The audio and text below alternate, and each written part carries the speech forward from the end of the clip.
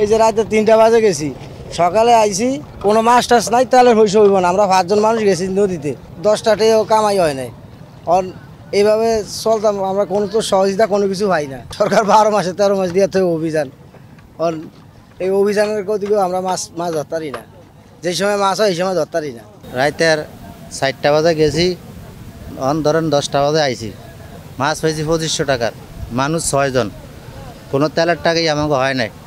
এই সময় তো মাছ হওয়ার কথা ছিল, মাছ কম, নদী উপরের পানির চাপ বেশি, নদীতে কোনো জহরিয়া হতে ওঠে না, তার কারণে যাইলে খেদন বাইতে বহুত কষ্ট হয়। মৌসুমে আপনার মাছটা কিছুটা কমই থাকে, কিন্তু এখন পাওয়ার খুবই সময়, কিন্তু ওই ঢলের পানি নামাতে আমরা একবারে মাছ নদীতে খুবই অসহায়ের ভিতরে পড়ে গেছি, আমরা চলতে খুবই কষ্ট।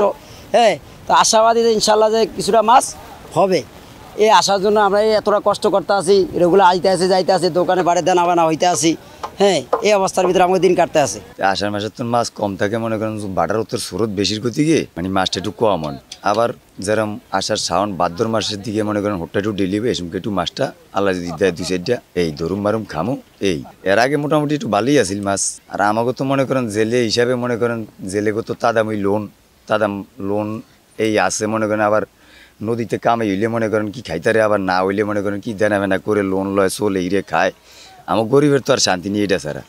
তারপরও মনে করেন কি আমরা হয়তো কেউ দেওয়া গেছে, হয়তো কেউ ভালো আছে, কেউ নষ্ট হয়ে গেছে সাহায্য করিয়া। গাঙে তো মাছ নাই, আমাকে এখন বিশাল একটা অসুবিধা, আমরা কাটাইতে আছি, কিন্তু সরকার চাউল দেয়, আমরা চাউলও পাই না, কিছু পাই না।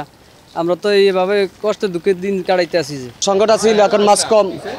এই টাইমে মাছ ফলন বেশি কথা আছিল, এখন একটা টোটালি মাছ কম, 2টা 3টা 4টা করে মাছ পাইতে আছে নদীতে, একদম টোটাল মাছ কম। যে এতে সমস্যা, মানুষে সংসার চালাইতে পারে না, সমিতি আছে সমিতি দিতে পারে না, লেখাপড়া করতে পারে না। সামনে আবার 22 দিনের অভিযান চলে আসতেছে।